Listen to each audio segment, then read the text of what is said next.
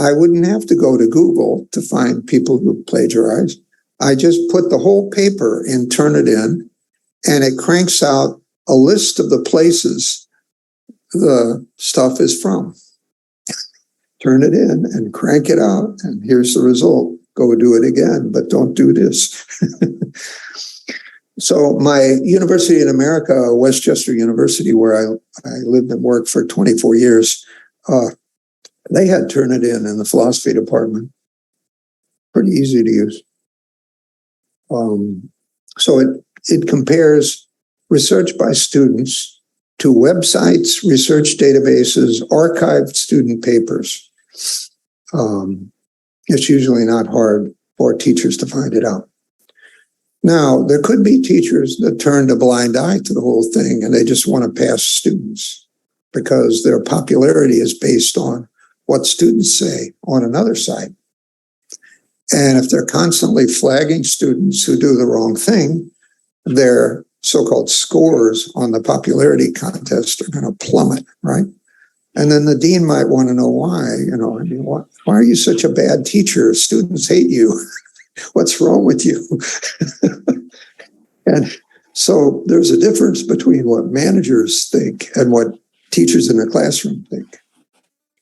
Managers want good reputation for the university, and sometimes they're willing to turn a blind eye to the whole thing too. And some chairs of departments in the States at medium quality university just recommend that students give everybody A's and B's, whatever they do, just recommend. So it's a thought. It's something to think about. Okay, I'm going to quickly read these and see who's interested in discussing what and who has additional ideas to discuss.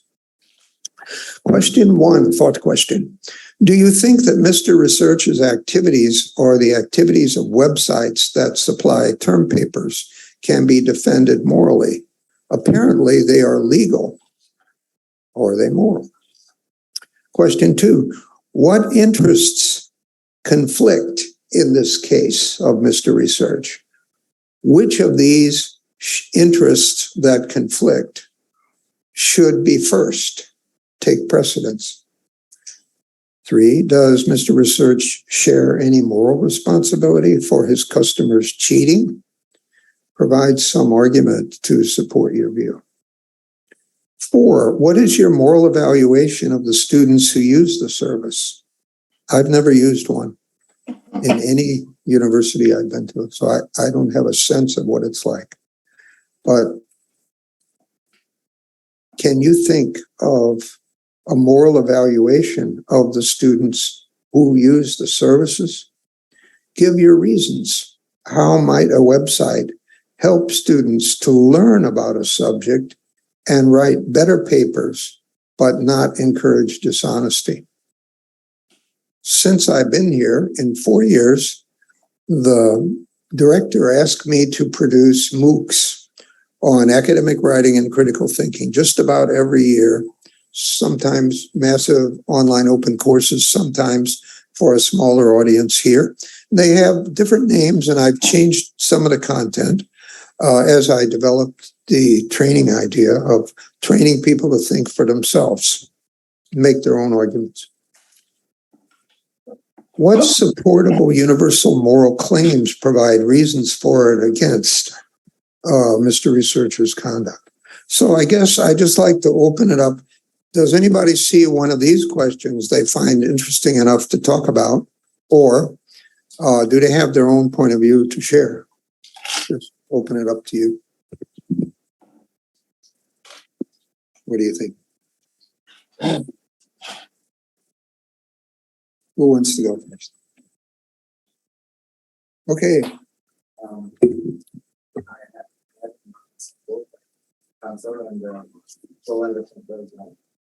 Not in my life, but in some of them. One of my very best has been used the kind of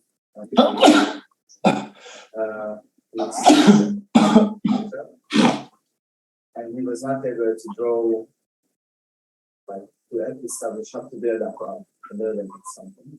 And he found the service. And with this service, he was just able to get the degree from the university. But now he is not working as an architect. Yeah, why is that? Why is that? I don't know. I kind of thought of Uh-huh. And after that, he also did the same. So after he got this chicken, he was able to learn how to do it, how to go, and then he provided it. Oh my goodness! Yeah. For my products. But he is not since he graduated after 2 years. He stopped to do it.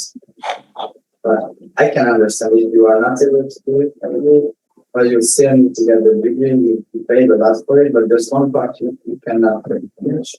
In a way, I can understand it, but I think you need to be very honest with yourself, how to use knowledge, then, and how to put it, that kind of degree on your face. Okay, I'm the one who achieved it, or no, I'm not the one, but because I have this paper, but I will do, I don't know, like, that's so right.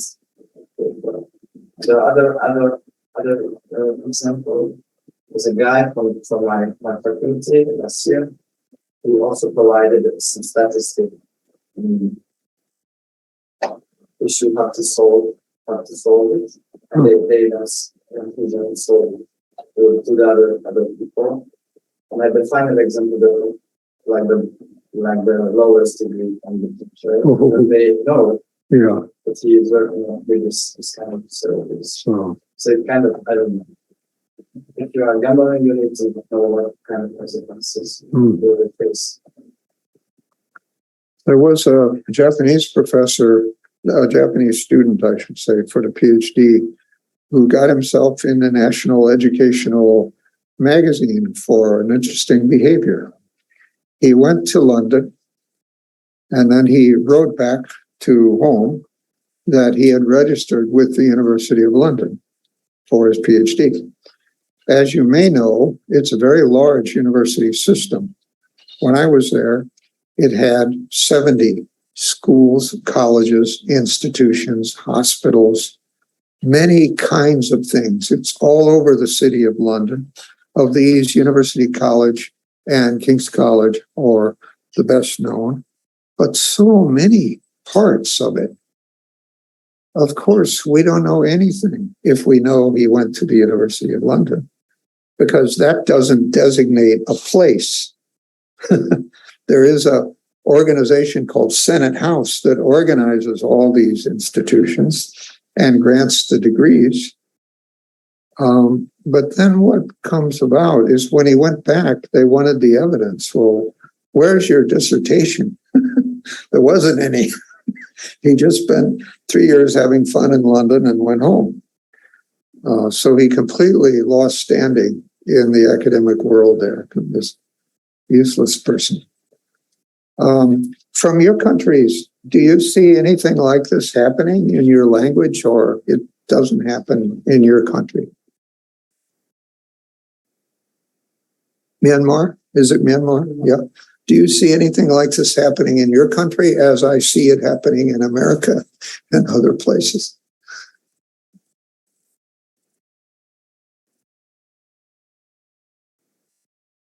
What do you see over there as a student? Do you see people setting up little businesses selling term papers or not?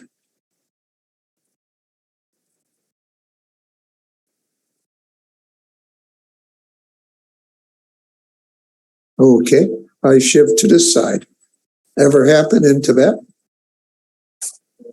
In Tibetan society, so all the traditional way. Yes. It's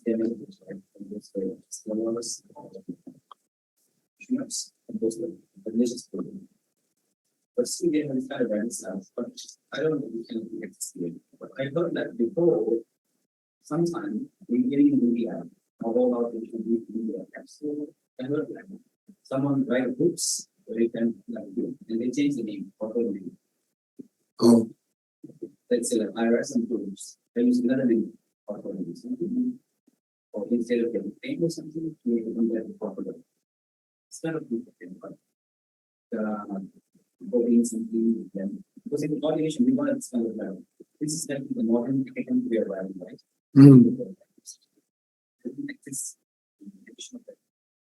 I see. And Myanmar is also a country with traditional way of learning, right? So you have memorized lessons, you have people reciting text, you have to learn this text, isn't it right? Or could somebody from Myanmar tell us just a little bit about your educational curriculum? What kinds of things do you have to do as a student? Yes, thank you. If you will speak up, that would be great. No?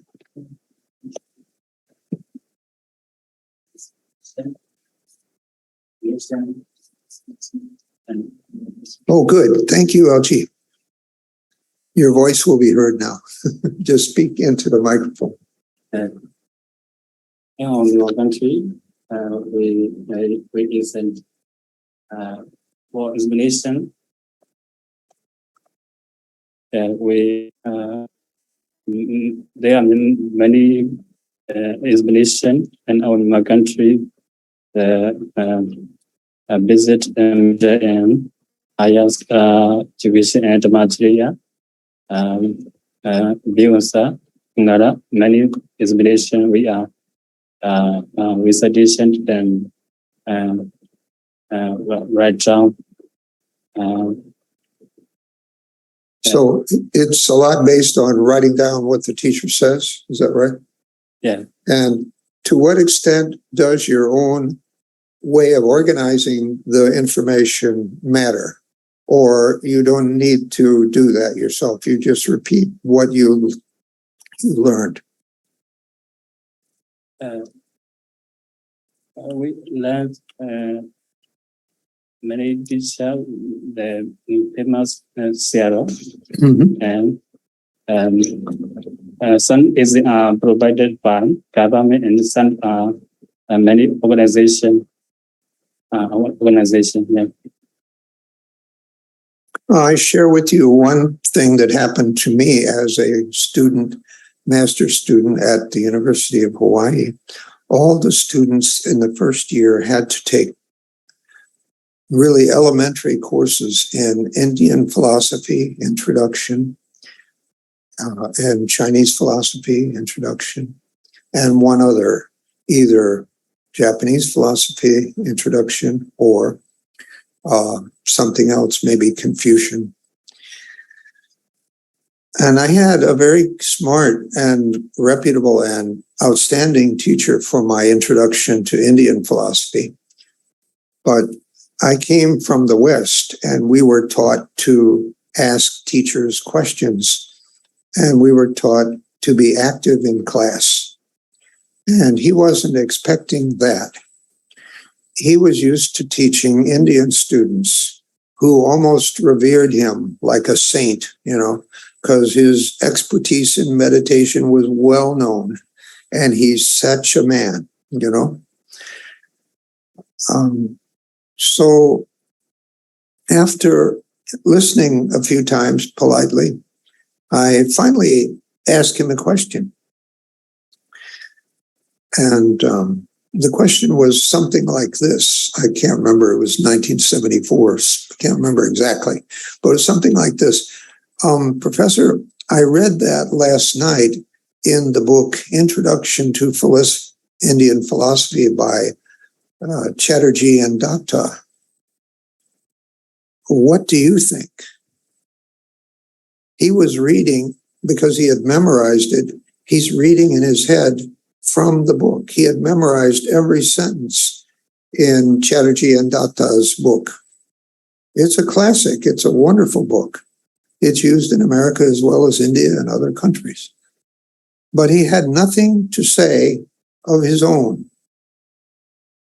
He was repeating what his teachers told him and what the book said, and he didn't really believe that it was his duty to encourage critical thinking, like we do believe here at IBSC. And he didn't think it was really proper for me to ask him, what does he think? So he said nothing to that question. Just complete silence. So I thought I had just landed from the moon, as it were, because the way in which teaching and research went on was totally unlike anything I ever experienced in the States. I experienced that. But I was patient. After that semester, since it happened in a couple of other of these introduction classes, by the way, I had exactly the same class at the University of Missouri with the same books, Mysore, Hirayana, and Chatterjee and Datta. I already had the class and I got an A in it. Well, so now I have to read the books again, and I have to sit through hearing somebody vocalize the books again. So I decided to take a semester off and think about, my career and my life, and do I really want to do this? So I drove a truck for a semester and delivered aquarium supplies and fish around the Midwest. And the reason I picked that job, because it didn't take a lot of intellectual effort and I could think. So I had a lot of time to think about my life and what I was doing, coming to Hawaii for an MA in Asian philosophy. At the end of the semester, I thought, okay, you are at a crossroads. I think to myself, do you want to continue driving a truck for the rest of your life? Or you could work in a factory like you did several summers and like your father did his whole life. Or you can swallow your pride, go back, start again, and have a different attitude. Just be a sponge.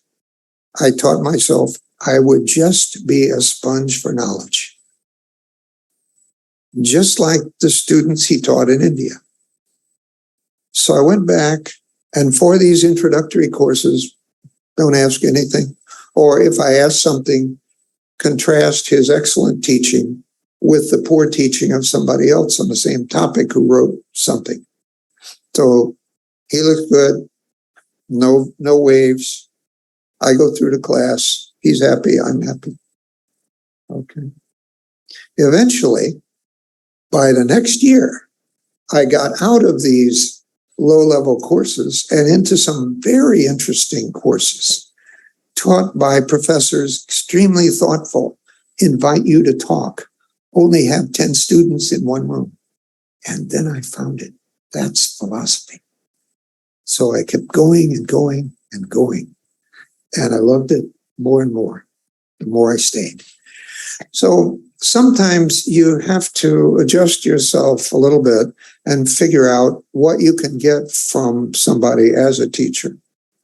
If I insisted in my mind that he should be just like the teachers back home, I could have got nothing and be stuck there driving a truck for the rest of my life. Right? So I offer this to you as a story. In case here at IBSC you encounter difficulty, talk to students about the difficulty and see if you can figure out a creative way to work with the problem. And now I see vibes from Chengpu. Do you have any story to tell us about pedagogy in your country, how teaching is done in your country, or contribute to the question about whether Mr. Research is a good man? Yes, Ajahn, I can share with you something that when I was in India and I visited some of like a book fair, like to store there.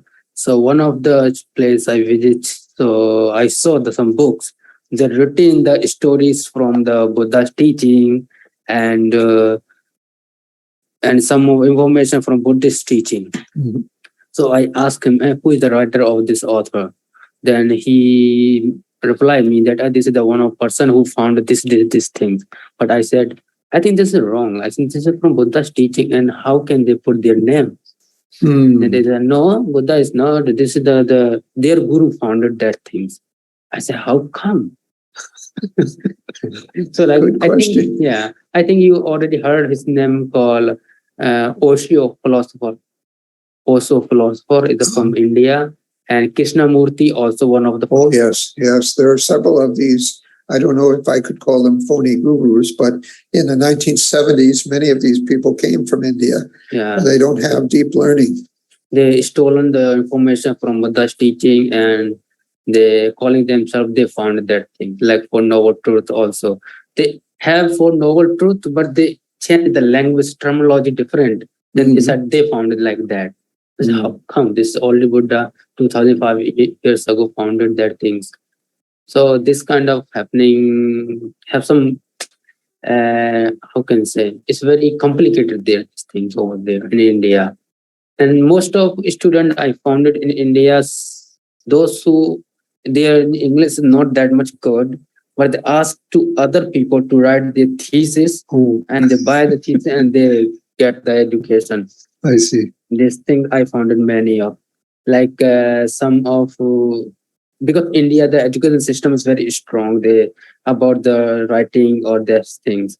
So if you not perfect good in writing, and not allowed to give you to sit in an exam or something like that. Thank you for your comment. Venerable over here, I'm sorry I don't know your name. Do you want to make a comment? While I'm listening to this, I remember like some weeks ago, one of my friends, I asked him, "Oh, where have you been? I didn't see you so long time." I have been in Bangkok. I'm staying together with one Ajahn. So he told me the story. The story is coming. So that Ajahn he doing some of the business, writing essays for the student. So he said when he there, he also trying to have in that Ajahn. So I want to know that. I say, so how much you can get money from the essay? It's me, not him. That Ajahn, he can get like 1 year ago in Bangkok. So one essay, one assignment, like you can get like 3,000 baht one assignment. Some are very, very big university in Bangkok, most students. So it's working there. Like he say, oh, many students come and they ask him, he had to write there one assignment 3,000, one assignment 3,000. So I also read another essay, that young boy is from India. He is very, very, very smart. So when he go to join the college, and he know the problem, most of majority student is about writing assignment. So he trying to do something about this. It's very helpful. So he got the idea. So I should make business by this. So he start that business. So he write assignment for the student. So after that, he thought, okay, this is what. So I should make business by this. I should stop, drop out from the college. So he told his parent about the idea. So I'm going to drop out from the college now. I'm going to make business for this, writing assignment. So this is the real essay. I have read that. So that's it's okay. I made the conclusion. Days ago, I joined one seminar, the student seminar. So mostly what they are talking about, they're talking about how to get the degree easily. So it's very, very real to have the word about the moral, the student moral, something like that. Mostly talking about how to get the degree. So how could you go through all your problem? So that does mean when you use the moral, it's like quite complicated for this. Thank you, Jan. Yes, I appreciate your comment very much. And I had a strange encounter, a little bit like that, with a professor, not my major professor, but someone from the history department who I was working for as a teaching assistant, quite a famous guy. His name was Burton Stein. He did a history of India. And one day he happened to, because I was working for him as a TA to set up the machine for him every day. And I happened to bump into him. I come from lunch, he come from lunch. And he said, Hoffman, what are you doing? Who's your man? And I said, what? My man? The one guy you're going to work with who will get you through the PhD, man. Don't get with it. I said, sir, I don't have a man. I'm a sponge. I'm learning as much as I possibly can from everybody I have courses with. And I don't want to be a copy of somebody else. I want to think my own thoughts. Then he just walked off. Because his idea of doing a PhD was having your person, right? You're just like their slave. You memorize all their ideas. You repeat them as needed. Yeah, I don't want to do that. That's why I'm in America. You know, what are you talking about? And he was an American scholar of note. But he had the same idea that what he should be doing is to teach students how to get through the system, not how to learn as much as you can. So, for example, I took 4 courses in South Asian art history with Prithvish Neogi from Harvard, teaching at Hawaii, when I didn't have to take any. But I thought, okay, someday I'll be out of here and I'll be teaching at a little college where I'm the only person teaching anything about Asia. And I want to be ready for that day when some kid walks to the door with an object his dad brought back from Japan or from China. Maybe he was in a war, or maybe he just traveled. And I'm supposed to understand what that is, tell the boy something so he can go back and explain it to his father.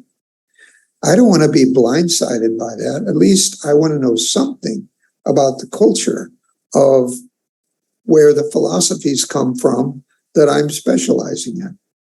Because the world is not just philosophy.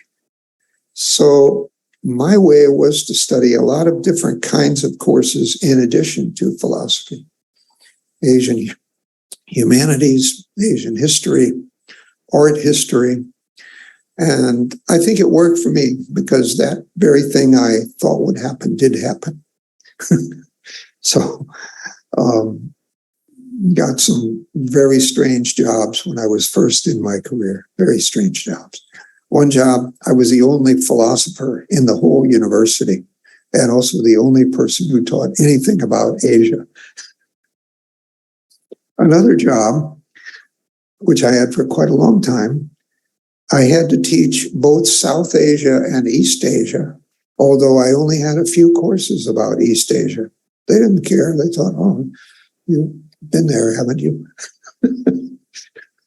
As if being in Japan or China certifies you to teach something about it.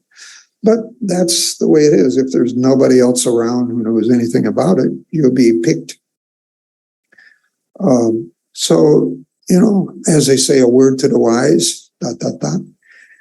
If you want to be successful, you could think about being a sponge, just to learn more, just for the pure process of knowing more. And don't think, what is going to help me? It will help you in the long run to know more. Well, quickly, I want to show you the other thing for this first hour, which is Chicago Manual. Do you want to say something? Yeah. Thank you, Professor. Or can I still ask a question? Yeah. Yeah, you want to talk about Mr. Research? Yeah, I want to talk about Mr. Research. I believe I'm fine, thank you.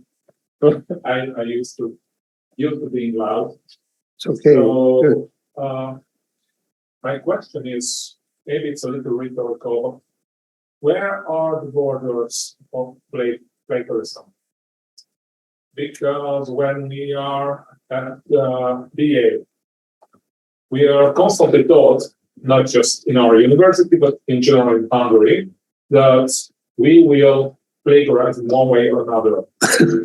Because how are you taught that? How? Because in a sense, we will use a book, use ideas, recycle ideas. We will repeat and recycle cultural treasures, pop cultural treasures. What we believe it's our own ideas and want to sell them as our own ideas.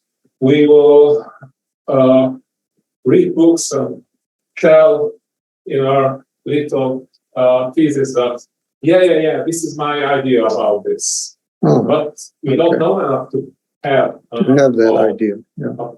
opinion about the complex topic. Well, this is in one way a very smart question. I would call attention to a phrase we hear from some scholars talking about other scholars, and they refer to the citationary way in which they refer to other people.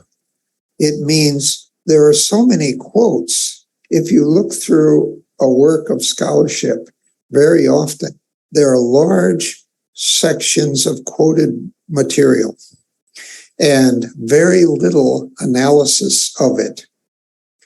That is a very important issue. When I mentor students, sitting with them about dissertation documents or sometimes an essay, I point to these and I say, you have no right to use such a long quotation if you're not going to say anything about it. Your chapter, sir, is only a collection of quotations strung together with no analysis of your own. So if you can convince somebody that that's not a good practice, you catch them early, then they start thinking, okay, well, how can I analyze? Then we're on a good road. We think, how can I analyze? And I think Tibetan culture and other cultures have ways of explaining, but you have to be willing to take a risk, to take a point of view of your own. And then the reward will be automatic, because taking a point of view of your own, you engage with what I call a debatable question, and gave you an example in week 1, taking a point of view on a debatable question concerning karma and rebirth, where you have two sides that are opposed, and you try to mediate between them by driving a third position. Another way is you try to argue for one of the diametrically opposed sides, if you think that's better. So you have a lot of intellectual freedom here. I want you to know that. You have a lot of intellectual freedom here. You can develop your own ideas. And that's a beautiful thing. It's something I didn't have at the beginning of my graduate school study. I had to earn it by getting into the upper level courses. So yeah, I see something in what you say. There is a tendency in our culture to cite other people. Look at Andy Warhol. Andy Warhol made a work of art out of a Campbell's soup can. And another work was made out of a toilet. And on the toilet, he signed the name Marcel Duchamp. So why do people come to museums to see this? Because he's famous, he's Andy Warhol. But if I did it, or maybe you did it, nobody would come, right? So the art world is composed of collectors, critics, artists, evaluation teams, museologists. All these people working together generate income. And sometimes the starving artists get paid too, but more often they don't get paid much. It's interesting. So Andy too had the citationary way in which he regarded other people's stuff. And he was good at making money over it. But I think there's a difference between what Mr. Research does and many of these examples. We can see the moral ambiguities coming through when we read that. He was scornful of the students who came to use his service. He hated them. It looks like in that he's making a moral judgment, or in his action of not talking to professors when they come and say, hey, my students are using your service, man, what are you doing? stiff upper lip. And now it's break time, so enjoy your 5 or 10 minutes, whatever you like.